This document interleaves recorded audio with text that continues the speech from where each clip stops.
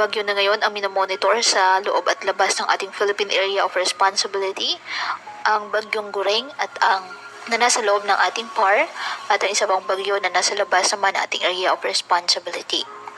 Ang bagyong Gureng ay inaasahang hihina simula ngayong araw at inaasahan namang lalabas ng ating Philippine Area of Responsibility sa araw po ng Huwebes o Biyernes ng umaga.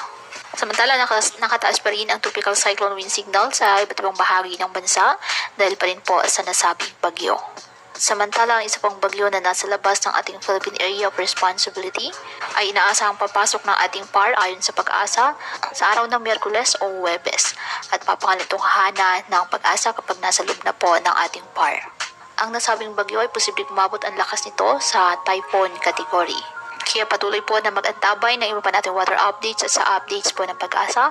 Hinggil po sa lagay ng panahon, gayong meron tayong binabantayang bagyo sa loob at labas ng ating Area of Responsibility.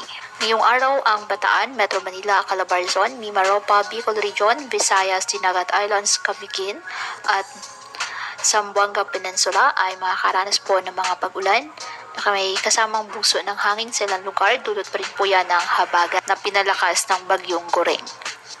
Kaya pinapayuhan ng ating mga kababayan na may maingat at maging alerto po sa mga posibleng pagbaha at pagkuho ng lupa at ugaliin na magdala palagi ng payong o kahit anumang panangga sa ulan sa tuwing lalabas ng ating mga tahanan. At yan